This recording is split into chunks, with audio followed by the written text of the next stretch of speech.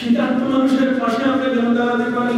ওই সমস্ত গরিব দুঃখী মানুষ যাদের গায়ে কাঁথা, যাদের গায়ে কম্বল দেওয়ার মতো তৌফিক নাই, আয় আল্লাহ শহরের মধ্যে আমরা বাস করছি, নানাভাবে আমাদের ইনকাম সোর্স আছে, আল্লাহ আমাদের অর্থগুলোর থেকে একটা অংশ যেন আল্লাহ আপনার রাস্তায় গরিব দুঃখীদের জন্য যেন আমরা ব্যয় করতে পারি, কবুল করেন। এই জগতের মধ্যে কিভাবে ঠান্ডা, শীত এবং কিভাবে গরম আসে আমার নবী বলে গেলেন, ওই আকাশের সূর্যটাই তেমন, এটা যত উপরে উঠে যায় তত পৃথিবীতে ঠান্ডা মনে হয়, আর যত পৃথিবীর কাছে আসে ততই পৃথিবীর মানুষ গরম অনুভব করে। হাবিব বলেছেন এই শীতের কালে যদি কোনো ব্যক্তি উযু করে ইসবালুল মাতারে, হ্যাঁ ইসবালুল উযু আল মাকানে ওয়া কাসরাতুল খুদা ইলা আল মাসাজিদ ওয়া ইনতিজারুস সালাত বা'দা সালাত ফাযালিকুম বিবাদ ফাযালিকুম বিবাদ। শীতকালে কষ্ট করে যদি কেউ উযু করে গোসল করে আমার নবী বলেন সে যদি ইসলামের বর্ডারের মধ্যে শয়তানের হাত থেকে ইসলামকে বাঁচার পাহারা।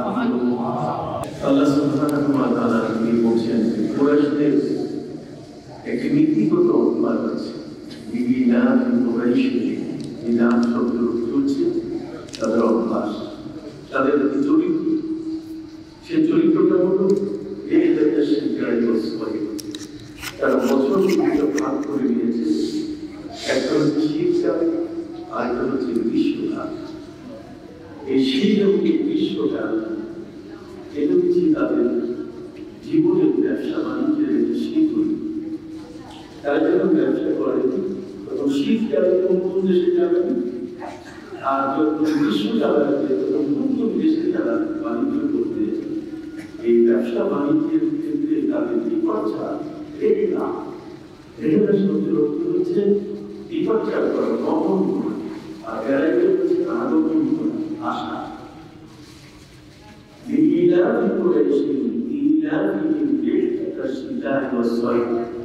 তাদের ব্যক্তিগত চরিত্রগুলো যে তারা শীতকাল এবং গ্রীষ্মকাল এই দুটোকে হিসাব করে তাদের ব্যবসায়িক শিডিউল নির্ধারণ করবে। তাহলে আপনি চিন্তা করতে পারছেন যে 7 মাসের আগে এই কুরাইশ বংশ, তারপরে তাদের বংশের একটি বিশাল ঐতিহ্য হচ্ছে যে তারা রায় করতে কি ব্যবসায়ী ছিল, আর এই ব্যবসায়ীরা তাদের ব্যবসা যেন ভালো চলে এবং মুনাফা অর্জন করতে পারে, এটা হচ্ছে তারা বছরের দুটো ভাগ করে দিয়েছিল, একটা হচ্ছে শীতকাল, একটা গ্রীষ্মকাল। আপনি জানেন আমাদের দেশের উদ্দেশ্য প্লেন আকাশের যেগুলো বিপর্যয় এখান থেকে যারা সৌদি আরব বলেন, তারপর আবুধাবি বলেন, তারপরে কাতার বলেন, কুয়েত বলেন, দুবাই বলেন, এই স্টেশনগুলোতে আমাদের 4 থেকে 4.5 ঘন্টার একটি সময় ব্যয় করে ট্রেনগুলো বাংলাদেশ থেকে এই সমস্ত আরব গ্যাস অথবা কুয়েত কাতার সেগুলোতে যায়। এটার মধ্যে একটা শিবির আছে, আমাদের দেশেও কিন্তু শীতকালে আর গ্রীষ্মকালীন শিবির আছে। 2 বছরে দুবার এই ট্রেনগুলো শিবিরটাকে পরিবর্তন করে, কি বলুন করে যারা পানির পথে জাহাজ পরিচালনা করেন তাদেরও কিন্তু এগুলো কি আছে, শিবির আছে। যে শীতকালে সাগরের পানি কতটুকু থাকে, তার নগ্নতা কতটুকু, এর গভীরতা কতটুকু, এবং কত দূরে গিয়ে তারা তাদের জাহাজগুলো পরিচালনা করবেন, এবং সেই জাহাজ পরিচালনার ক্ষেত্রে তাদের একটা হিসাব খেয়াল আছে। আর সেটা হলো যে শীতকালের পানি এই সাধারণত ঠান্ডা থাকে, নীরব থাকে, অথবা সে নীরব অবস্থায় তারা কত নাইট্রেটের মাত্রা অতিক্রম করতে পারবে, সেই বিষয়টি কিন্তু তাদের হিসাবের মধ্যে আছে। সামান্য সঙ্গে ঈশ্বরকে তেলাওয়াত আপনাদের মাধ্যমে করার উদ্দেশ্য হচ্ছে আর সেটা হলো শীতকাল এসেছে। শীতকালের একটি জিনিস এ সমস্তকে পবিত্র করার কিছু আছে কি না?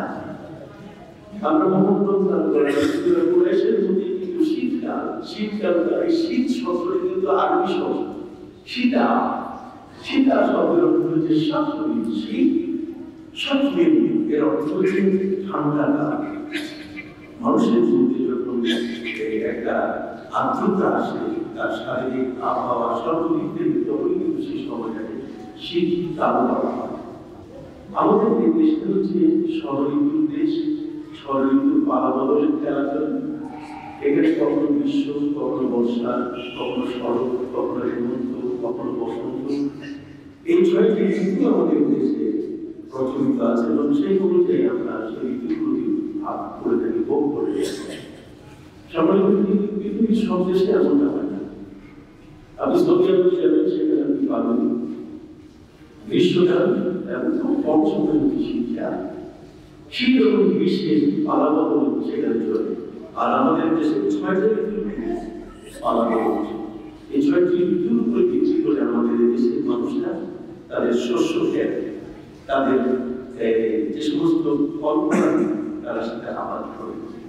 বিশেষ করে সবচেয়ে বড় ইসলামের যে বিষয়টা, সেটা হচ্ছে শীতকাল হচ্ছে শাকসবজি আমাদের কাল। বিপুল পরিমাণে শাকসবজি এই শীতকালে আমাদের বাজারে ওঠে। এই জন্য শীতকালটা কয়েকটা ভাগে এর মধ্যে হাদিসের মধ্যে বিভক্ত এসেছে।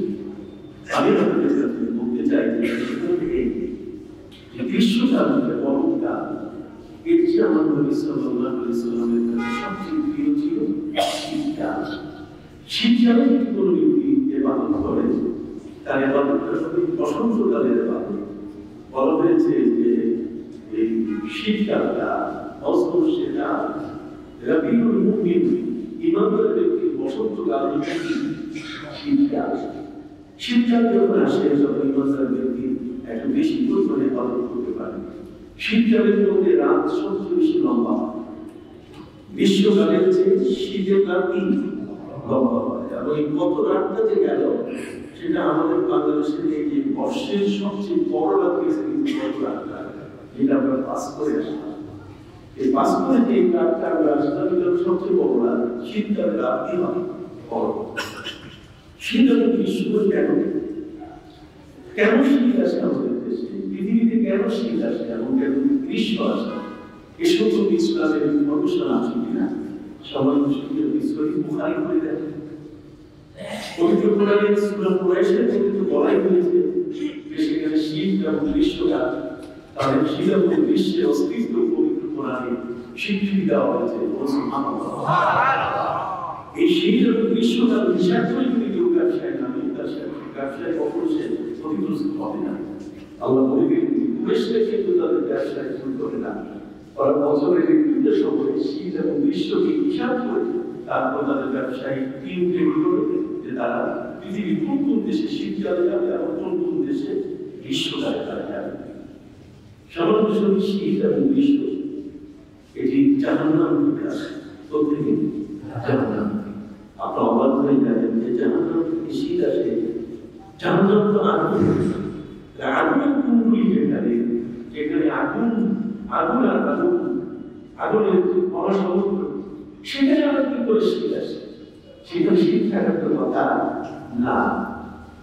একটি বিষয় আমাদের মাঝে প্রশ্ন চলে যায়, কিন্তু পাশাপাশি আপনি মেনে নিতে হবে যে এই পৃথিবীতে শীত এবং গ্রীষ্ম আসে এটি জাহান্নামের কারণে। আমাদের প্রিয় নবী সাল্লাল্লাহু আলাইহি ওয়াসাল্লাম বলেছেন, হুজুর জোহরের আযান দেই, হযরত বেলাল বলেন, হুজুর জোহরের আযান দেই। আমার নবী বলেন, ইয়া বেলাল, আপনি বেলাল আর দেরি করো, আর ঠান্ডা করো, এই সময়ের মধ্যে আমার মুসল্লিরা মসজিদে আসতে পারবে না, প্রচন্ড গরম হচ্ছে।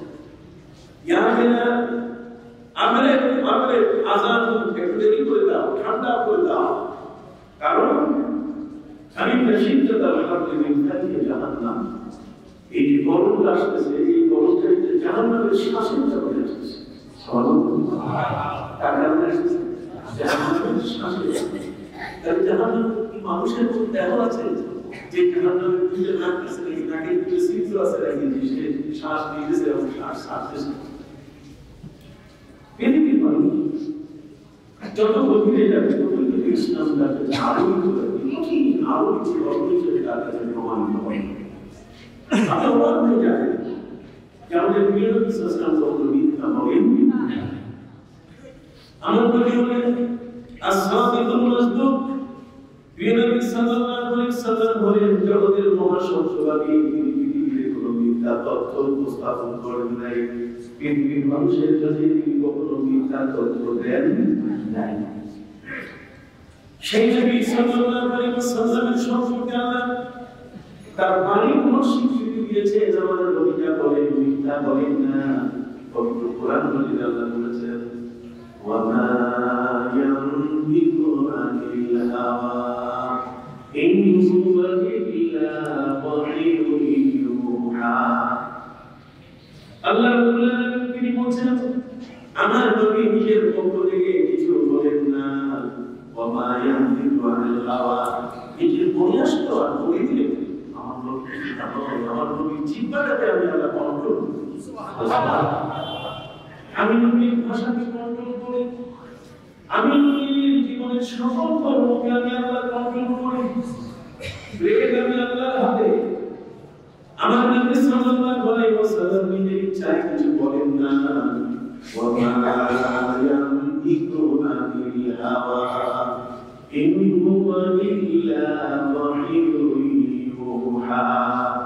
নবী যারা কিছু বলেন সব আল্লাহর পক্ষ থেকে বলেন। কাজে আমাদের বিশ্বাস বেলাল কে বলছেন বেলাল তুমি নামাজটা একটু দেরি করে পড়ো, প্রচন্ড গরম, হারিফে শীতকাল হাতে মিন ফাইহি জাহান্নাম। এই বড় বেশি গরম হয়ে জাহান্নামের শ্বাসের কারণে হচ্ছে। আমরা বিশ্বাস করি ঠিক কিনা? আমরা আমাদের নবীর কথা কখনো মিথ্যা মনে করবো না। বিজ্ঞানীরা এই কথাটাকে যত গভীরে বিশ্লেষণ করছে ততই তারা ইসলামের কাছে ধরা পেয়ে গেছে। আমাদের নবী সাল্লাল্লাহু আলাইহি ওয়াসাল্লাম তিনি বলেন ইশতাকাতিন নারু ইলা রাব্বিহা ফাকাল ইয়া রাব আতলাবা বিমাদা ফাআযিনি বিনাফসি। সহিহ বুখারীর মধ্যে এসেছে, সহিহ মুসলিম শরীফের মধ্যে এসেছে জাহান্নাম আল্লাহর কাছে আবেদন করবে, অভিযোগ করবে। ইশতাকা শব্দের অর্থ হচ্ছে অভিযোগ করা।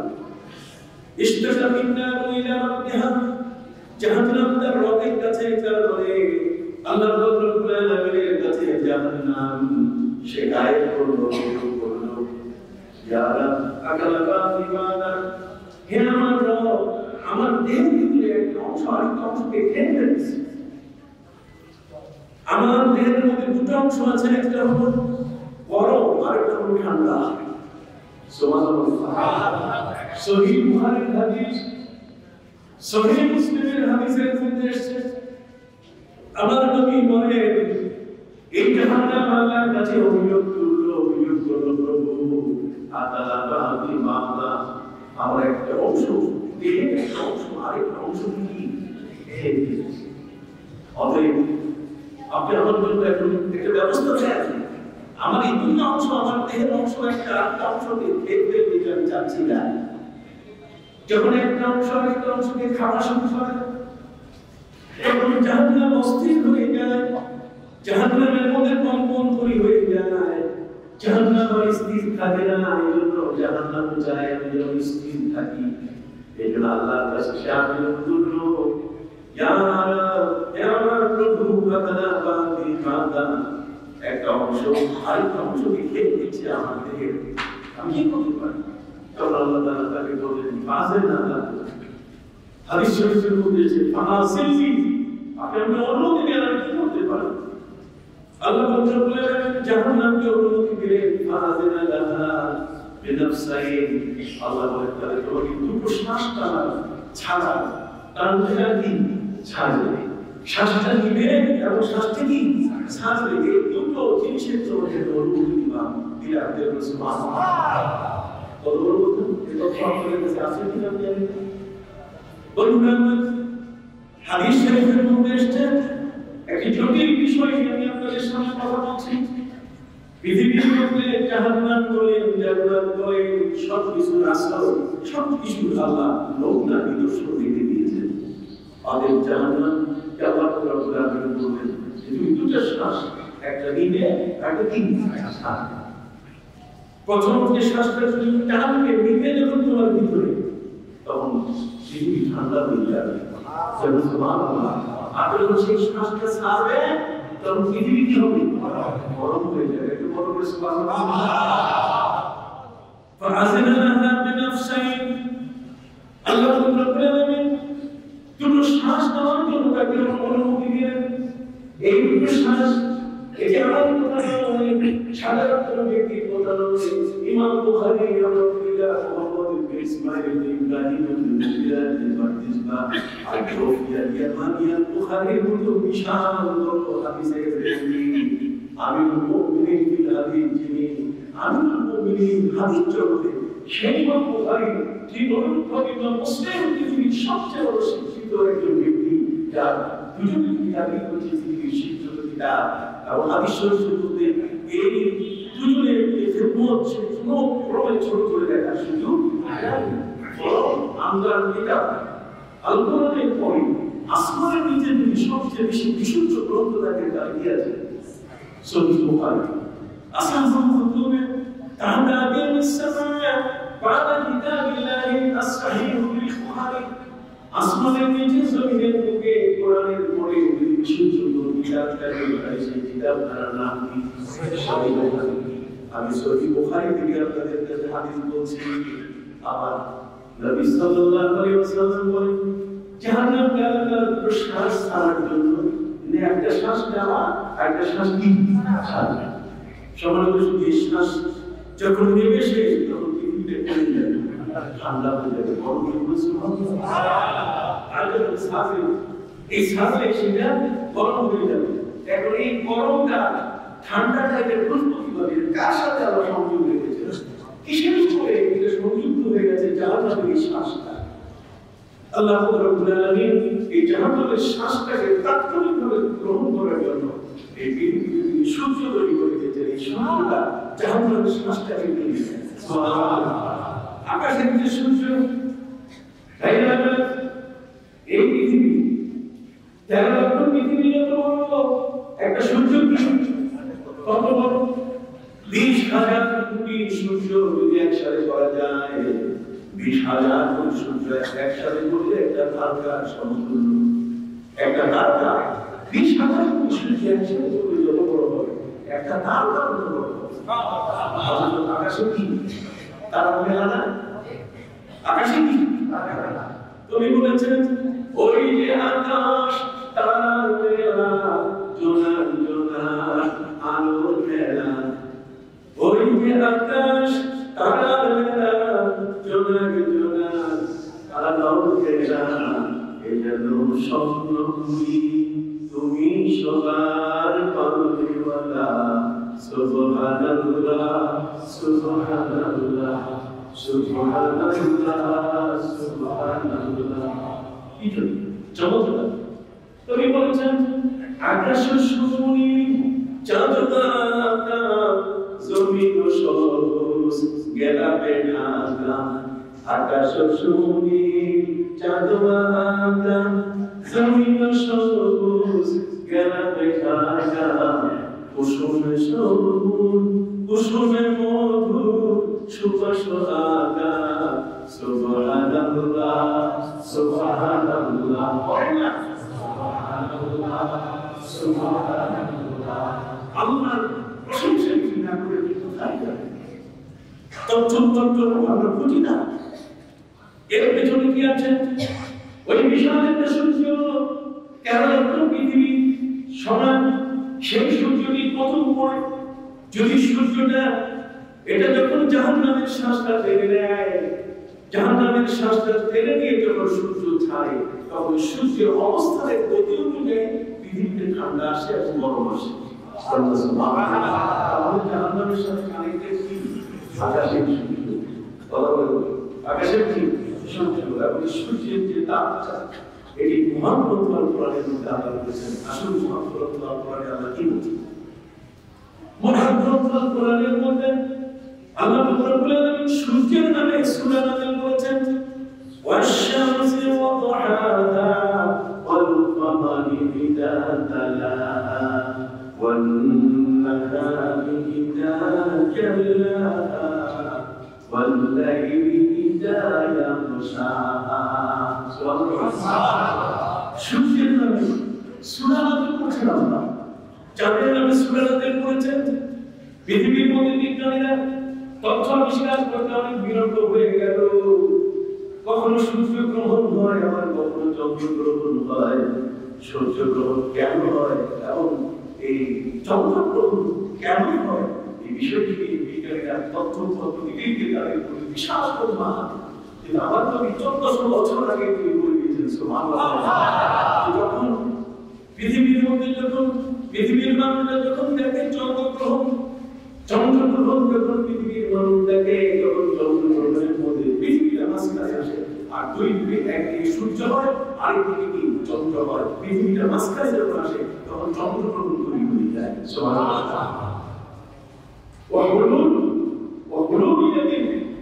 এই যে অবস্থানটা আল্লাহ রব্বুল আলামিন ঠিক অনুরূপভাবে তিনি এই সূর্য গ্রহণের কথা সেটা সূর্য গ্রহণ যখন হয় এই সূর্য গ্রহণ হয়ে গেলে তখন চন্দ্রটা মাঝখানে চলে আসে সূর্যের কাছাকাছি আর পৃথিবীটা অন্যদিকে চলে যায়।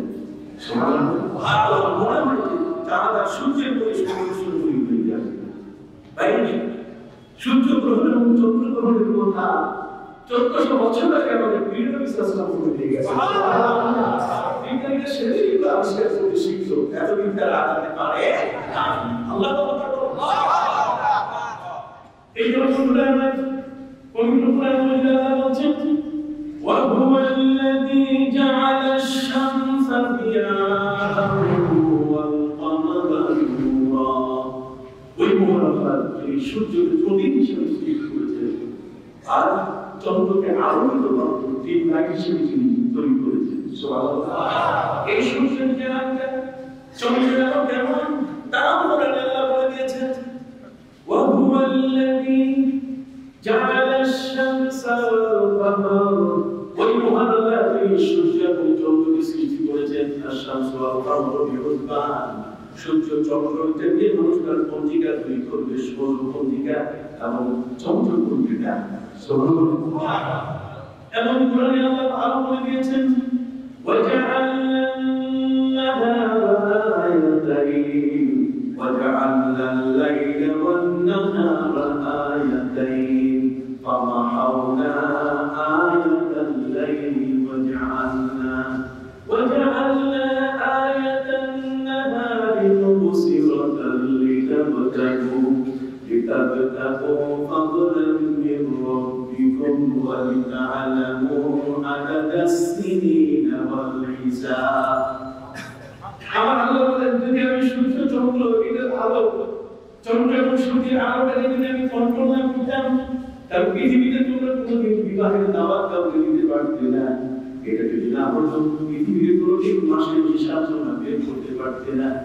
মাসের হিসাব চন্দ্র এবং সূর্য এটা রাত এবং দিন হয়েছে, বললাম রাত এবং দিন হচ্ছে দিন হয়েছে, তাহলে তুমি মাসের হিসাবে আমি আল্লাহ এটা তৈরি করছি, তুমি বিশ্বাস আমার উপরে না দিতে যাবে কোথায়?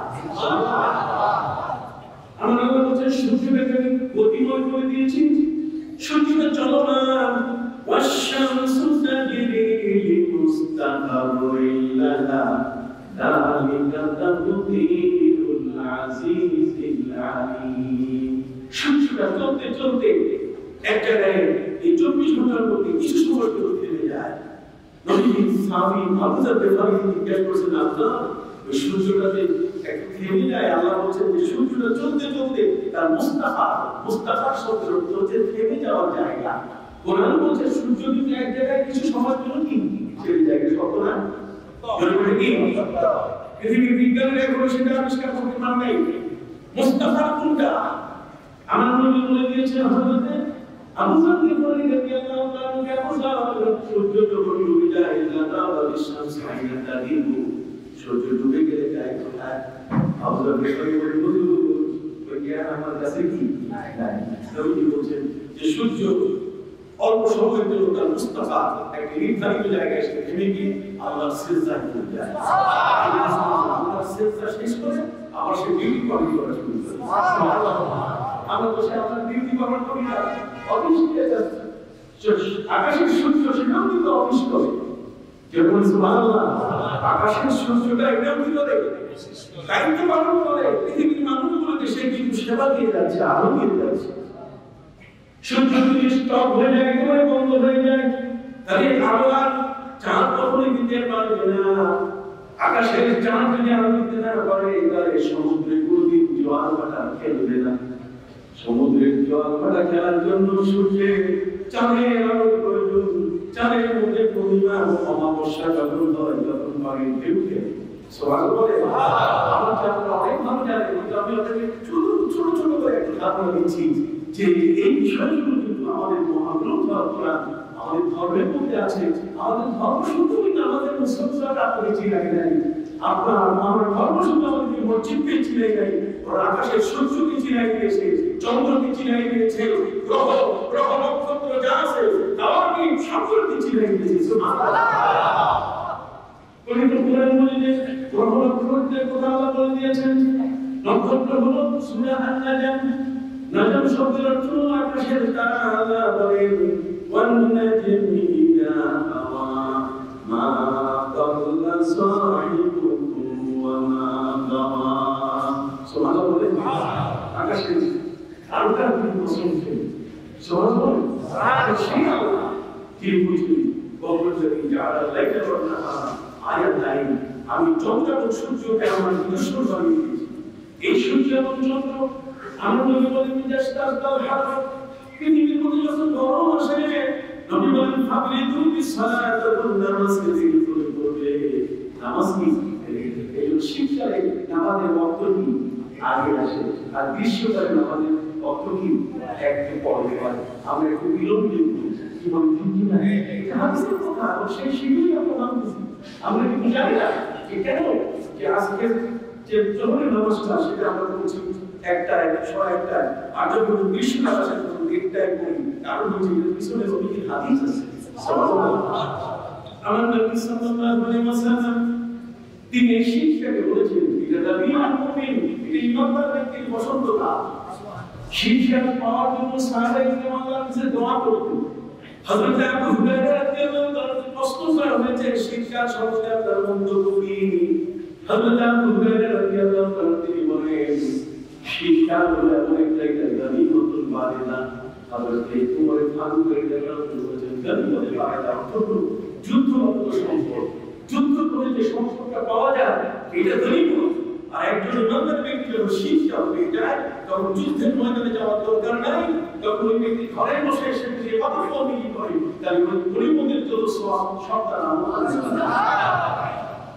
সামনে শীতকাল যখন আসে এটা এমন একটা কাল, শীতকালে আমার নবীর দয়ার ইতিহাস আপনাকে করবে। নবী শীতকালে কি দয়া করেছে? 17 রমজান দ্বিতীয় হিজরি সনে বদরের যুদ্ধ হলো। 17 রমজান দ্বিতীয় হিজরি সনে বদরের যুদ্ধ হলো। বদরের যুদ্ধের মধ্যে মুসলমানের সংখ্যা ছিল মাত্র 313 জন।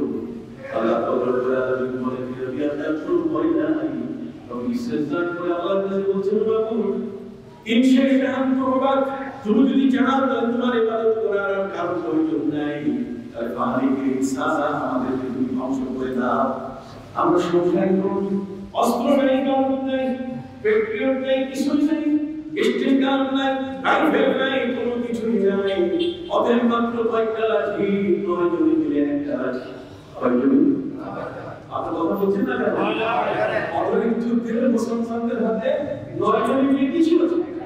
একটা লাঠি ছিল। 9 জনে মিলে একটা লাঠি। একটা লাঠি দিয়ে একজন যুদ্ধ করার পরে না লাঠিটা যদি ভাগের মতো গেল তাহলে পরের মানুষটা কি পাবে? একটা লাঠি আগে করেছে কতজন? আল্লাহ আকবার। এই সময় নবী সিজদায় পড়ে গেলেন।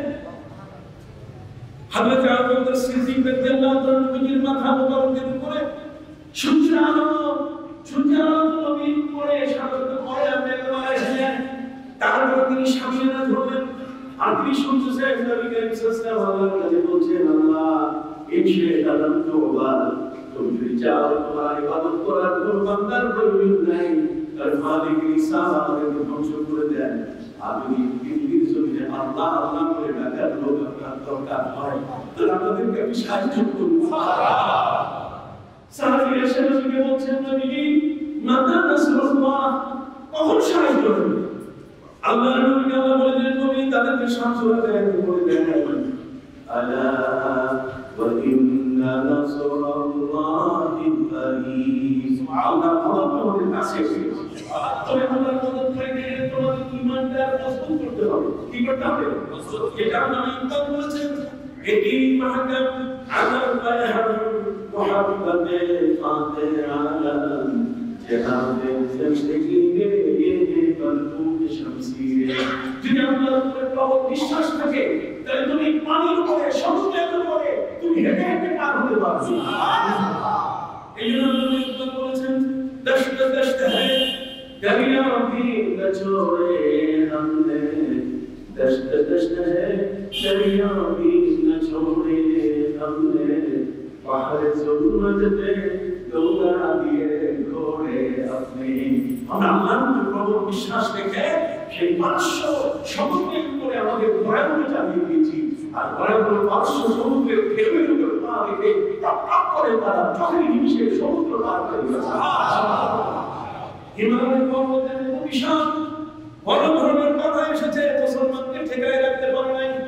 এই জন্য নবী বলেছেন আতিল সাদ দবনে ওয়ালে আয়াসমানি হাম বাতিল সাদ দবনে ওয়ালে আয়াসমানি হাম সজদার কর লুগে ক্यों ইমতিহান हमारा আখিরাত আমরা তুমি মাথা করি নাই তুমি হাজারবার তোমার আমাদের প্রমাণ দিয়েছো।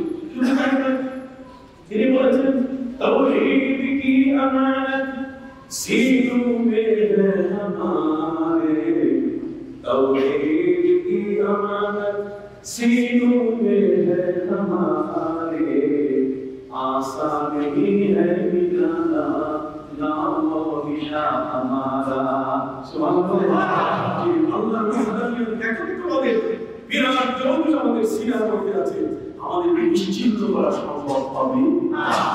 সুবহানাল্লাহ। সেই নবী সাল্লাল্লাহু আলাইহি ওয়াসাল্লাম দ্বিতীয় হিজরি সালে বদরের যুদ্ধ সফরে রমজান নবী সাল্লাল্লাহু আলাইহি আল্লাহর কাছে বলেন যে আল্লাহ পৃথিবীর জমিনে যদি তোমার নাম নেওয়ার মতো যদি কাউকে না রাখতে চাও তাহলে আমাদেরকে শেষ করে দাও। আজ তোমার নাম আমরা যদি জিকির করি আল্লাহ আল্লাহ শব্দ যদি বলি তোমার উদ্দেশ্য ফেরেশতারা বলেছিল নাহানু নুসাব্বিহু বিহামদিকা ওয়া নুহাদ্দিসুনা। মানুষের কাছে কথা বলেন না, আমরা একটা তাসবিহ তাহলে করছি, আমরা প্রশংসা করে গাইছি। আল্লাহ বলেন আমি তো জানি তোমরা তা জানো না। আমার এই বান্দা যারা যাকে সৃষ্টি করছি তার সেজদা তোমরা করো, তোমরা ফেরেশতারা যদি আসমান জমিন সেজদা করো তার চেয়ে ইমানদার ব্যক্তির সেজদা করতে হবে। সুবহানাল্লাহ। আপনারা বলেন কোন আব্দুল সাজিদুন বান্দা যখন সেজদা করে যায় আল্লাহ বলেন তখন সে আমার একেবারে পায়ের কাছে চলে আসে, আমার বলের কাছে চলে আসে, বান্দা আমি করেছি। নবী সাল্লাল্লাহু আলাইহি ওয়াসাল্লামকে হযরত আবু বকর সিদ্দিক বলেন হুজুর আর আমার দোয়া করার প্রয়োজন নাই, আসমান কাঁপা শুরু করছে, আসমান কাঁপা শুরু। আমার আল্লাহ নবীকে শর্ত দিলেন নবী আপনি যদি আমার কাছে দোয়া করলেন তাহলে এই মধ্যে আল্লাহ সাহাবীদেরকে আশ্বস্ত করলেন যে সাহাবীরা আল্লাহ সাহায্য তোমাদের অতি নিকটে অত নিকটে কিভাবে সাহায্য করবেন তা আল্লাহ প্রকাশ্যে বলে দিয়েছেন। সুবহানাল্লাহ। বালান তাসবিরু ওয়া তাত্তাকু ওয়া ইয়াতুকুম মিন ফাদলিহি হাদা ইউমদিদুকুম রাব্বুকুম বিখামসাতি আলাফিন মিনাল মালাইকাতি মুসাওওয়িন। আল্লাহ বলেন শুনুন হে নবী আপনি শুনুন, যদি আপনার সাহাবীদের ঈমান মজবুত থাকে আর ঈমান যদি বিশুদ্ধ করে ফেলে তাহলে এই যুদ্ধে ৭৫,০০০ ফেরেশতা আসমান থেকে পাগড়ি পরা ফেরেশতা যুদ্ধের পোশাক পরে আমি আল্লাহর সাহায্য পাঠাই। সুবহানাল্লাহ। সম্মানিত সুধী ফেরেশতারা ধরে ধরে মুসলমানদের হাতে এই অমুসলিম ওই সমস্ত কাফেরদের বিরুদ্ধে অবস্থান করে ৭০ জন কাফের মারা গেল, ৭০ জন বন্দী। এই ৭০ জন বন্দীকে নিয়ে যাওয়া হবে বদর থেকে মদিনার দূরত্ব ১৫৭ কিলোমিটার পথ। ১৫৭ কিলোমিটার পথ কিভাবে যাবেন? অল্প কয়েকটা মাত্র উট, চলার মতো সবার ব্যবস্থা নাই, পায়ে হাঁটার কোনো ব্যবস্থা নাই। আমার নবী সাল্লাল্লাহু আলাইহি ওয়াসাল্লাম সাহাবায়ে বলেন সাহাবীরা আর বন্দীদের আপ্যায়ন করে তোমাদের যার যার কাছে যা খাবার আছে সাহাবায়ে کرام শুকনো কাঁচা রুটি এইমাত্র তাজা রুটি জীবনভাবে তাজা খেজুর এবং শুকনা খেজুর আমার নবীর সামনে উপস্থিত করলেন। আমার নবীজি বিশ্বটা খাবার তো শ্বাস দিয়ে বললেন তোমার নাম আর তাহার প্রতি সবজন নবীর মুখে বিতরণ করলেন।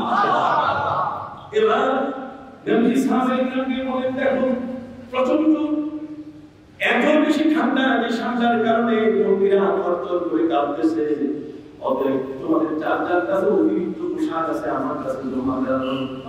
নবীজির কাছে অতিরিক্ত পোশাক জমা দেওয়া হলো। আল্লাহ নবী সাল্লাল্লাহু আলাইহি ওয়াসাল্লাম এই মন্দিরের গায়ে শীতের কঠোর করে কাঁদতেছে। নবী সাল্লাল্লাহু আলাইহি ওয়াসাল্লাম তাদেরকে শীতের পোশাক শীতের বস্ত্র বিতরণ করলেন। এই শীতকালে বস্ত্র বিতরণ করে কি শীতকালে বস্ত্র বিতরণ করে কি আপনি যে কম্বল দিচ্ছেন ভাই করে বস্তু দিচ্ছেন যে আমার নবীর আদর্শে সেদিকে সেদিন যে প্রচন্ড এই ঠান্ডার প্রকোপ ছিল এদের থেকে রক্ষা করার জন্য নবীজি সাহাবায়ে কেরাম নিজের গায়ের চাদর গায়ের জামা তাদেরকে দিয়েছিলেন যাতে করে তারা পরে শীত থেকে যেন নিজেকে রক্ষা করতে পারে। সুবহানাল্লাহ।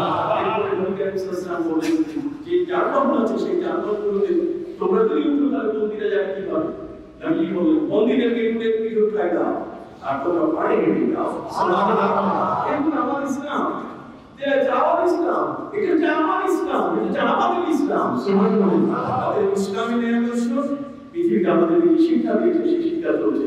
এখন শীতার্থ মানুষেরা বিভিন্ন জায়গায় কষ্ট করছে, কিছু প্রকল্পে নিয়ে আছে যেখানে মানুষরা তাদের আত্মসমর্পণ এখন নেয় এটা দিয়ে নিজেদেরকে কোনো অধিকার এই শীত থেকে রক্ষা করতে পারে, শীতের প্রকোপ থেকে বাঁচতে পারে।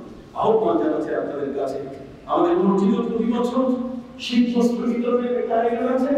আপনারা আপনাদের অতিরিক্ত কাপড় যেটা আপনাদের এখন প্রয়োজন করছেন না আপনারা আমাদের কাছে আমাদের ইমাম সাহেবের দায়িত্ব দিয়ে দিব আমি মহাজন সাহেবকে নিয়ে ছোট একটা ব্যবস্থা নেন যাতে করে ওনাদের কাপড়গুলো চলে আসে।